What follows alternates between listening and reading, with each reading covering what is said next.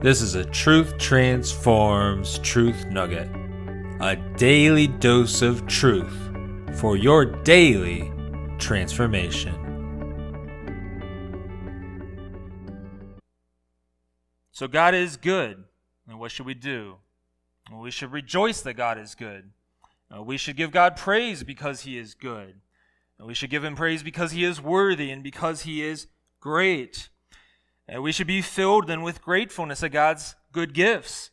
And we should express that gratefulness to others. The goodness of God should bring a gratefulness in our heart. God is good in more ways than we can imagine. However, we naturally seem to focus more on life's problems than we do on God's blessings and His goodness. I think we should learn to count our blessings.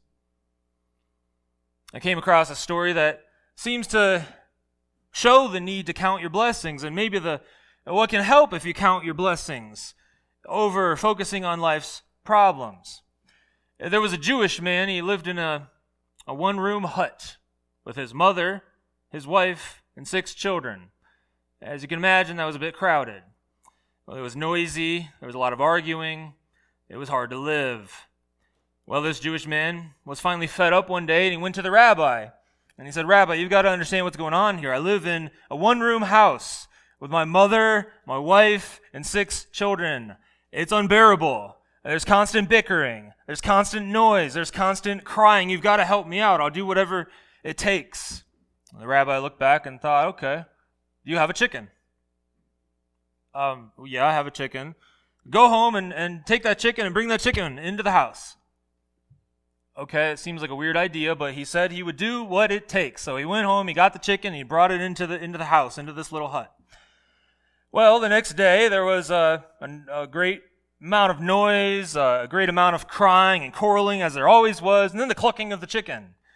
He said, "This is unbearable." He went back to the rabbi and he said, "It's even worse now. I don't know what you thought you were doing, but it's even worse." And he said, "Okay, I got an idea. Do you have a goat?" I do have a goat, and I want you to go home. I want you to take that goat and put that goat in the hut. And he left going, this rabbi has lost his mind. But he did as he was instructed, and he went back, and he took the goat, and he brought the goat inside. And so the next day, there's crying, there's quarreling, there's clucking of the chicken, and now the goat is butting into everything. This is unbearable. So we went back to the rabbi. Surely the guy has some sense now, "Rabbi, it's even more unbearable than before. You've got to understand." And the rabbi said, "I understand. Do you have a cow?" He said, You got to be kidding me." So sure enough, he went and he took the cow and brought the cow inside. And as you can imagine, it was just absolute chaos at this time. So in that house with his mother, his wife, 6 children, a chicken, a goat, and a cow, it was pretty mad. So he went back to the rabbi and he told him about this, and he said, "You got to fix this problem now." And the rabbi said, "I've got an idea. Why don't you take the animals and take them out of the house?" He said, "Okay." And he went and he took the animals, took them out of the house, and he said, "Hey, I've never slept like that in years, since a little boy. The whole family slept amazing." And then he thanked the rabbi later, and he said, "I don't know what you did, but that was an incredible blessing. It gave me such peace and calm that I was looking for." Sometimes we need to change a perspective, and we need to count our blessings to realize what it is that we truly have.